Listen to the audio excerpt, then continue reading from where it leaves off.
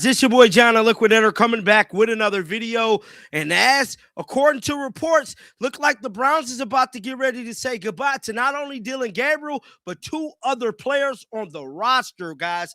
This story has just come out about an hour ago from Sports Illustrated Cleveland. They is letting it be known, be ready, because it's about to be on and popping. Now, we know OTAs is right around the corner. Training camp finna start. The NFL draft finna go down. And guess what else finna go down? The restructure of the Browns roster, man. The Browns front office is making it their business to win football games. Now, despite the reports that is coming out from the Cleveland Brown media about them tanking, I just don't know if that's the case for the 2025 season. To me, it's winter bust. And judging off the type of person Todd Monken is, I don't think he's on board with the whole tanking thing anyways, bro. This is his first time being the head coach in 30-some years in the NFL. And I'm telling you right now, this is going to be a pivotal moment, not only for Todd Monken to prove himself, but to let the NFL know he's a winning football coach. And he definitely come from winning organizations, to Baltimore, to Tampa. Wherever he went, the offense was spectacular. And I'm telling you right now, the first thing Todd Monken got to do is cut off the loose ends and get rid of the baggage. And who's the biggest baggage in the Louis bag right now?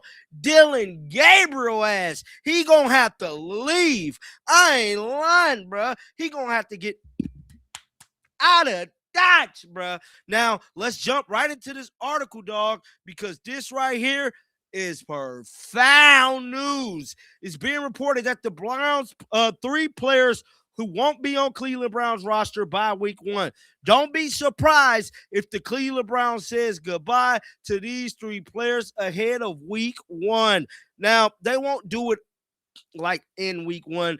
All of this stuff that I'm about to report on is going to run down this offseason, possibly during training camp, possibly while the NFL draft is going on. But I'm letting y'all know right now, be prepared, because when it hit the fan, you got to be ready. Oh, man, we heard about this. He said this was coming type situation. The Cleveland Browns should be casting a wide net this offseason. The Browns have added plenty of external talent through free agency and April's NFL draft. The Browns have 9 selections to add more rookies to their roster, right? 9 selections. Now, the draft process last year, I feel like they don't want the type of scenario that happened last year, in a sense, because they kind of wasted that 3rd-round draft pick on Dillon Gabriel. Everything else was pretty good. To me, Shador panned out to be good. He won football games. Harold Fanneken went out there, did his job, and Mason Graham went out there and definitely showed up. Now, it's stated last year Browns had arguably the best rookie class in the entire NFL. At the NFL Combine in Indianapolis, Brown general manager Andrew Berry stated these things. The Browns believe they can have one of the youngest, if not the youngest, roster in the NFL while still being competitive.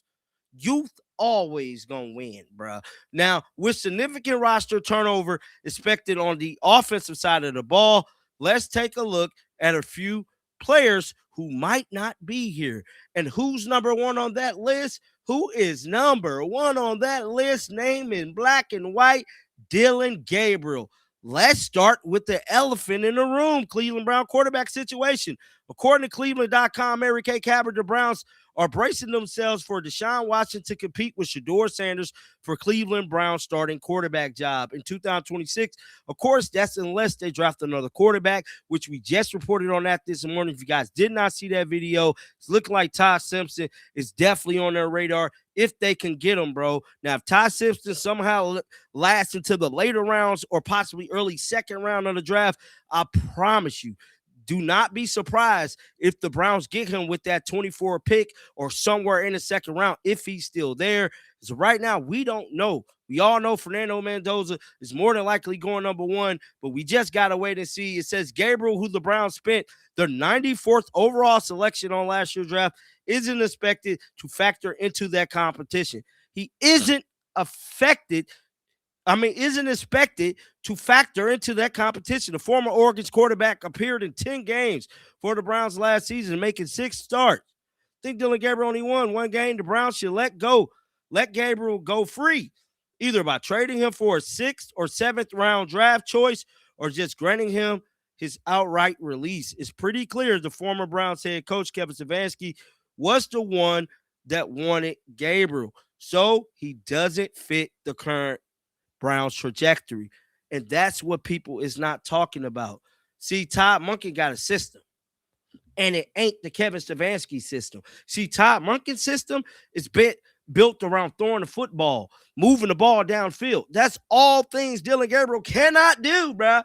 See, Dillon Gabriel fit in Kevin Stefanski's system. Hence why a lot of people have been saying that he could be headed to Atlanta. Why he ain't gone yet? It got to be a reason. They keeping Dillon Gabriel as like an ace in the hole. They're keeping him as a bargaining chip. I'm telling you right now, that is probably a good reason why he's still here. But do not be surprised.